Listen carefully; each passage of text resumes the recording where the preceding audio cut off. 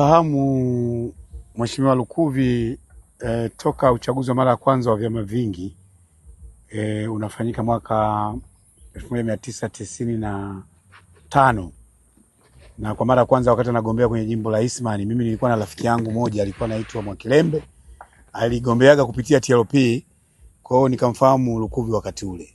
Lakini baada ya hapo tumemjua kama kiongozi mwandamizi wa Chama cha Mapinduzi na amefanya kazi kubwa sana katika Chama cha Mapinduzi na Tanzania kwa ujumla. Lakini kama vile haitoshi, nilipofanikiwa kuingia bungeni mwaka 2010 tulifahamiana kwanza kama wabunge tunaotoka mkoa wa Iringa, na yeye alikuwa ni miongoni mwa wabunge malijendari ambao wana uzoefu zaidi. Kwa hiyo tulijifunza mambo mengi kutoka kwake, binafsi nijifunza mambo mengi kutoka kwake.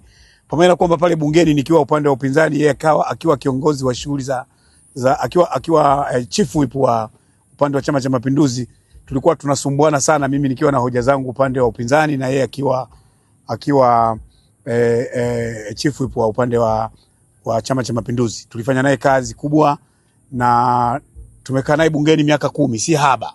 Kwa hiyo nimemfahamu akiwa waziri wa wizara mbalimbali na amefanya kazi kubwa sana akiwa waziri wa ardhi wakati wa kipindi chake, na wakati huo mimi nilikuwa waziri kivuli na nilikuwa waziri kivuli wa maliasili, na yeye akiwa, na kwa sababu waziri wizara ya ardhi ilikuwa chini ya maliasili. Kwa hiyo tumefanya naye kazi kwa karibu sana, na wakati wake kwa kweli migogoro mingi kwenye ardhi ilipungua. Alifanya kazi kwa weledi mkubwa sana. Kwa hiyo nimekaa naye bungeni miaka 10, sio haba. Nimemwona akiwa waziri, tumejifunza kwake.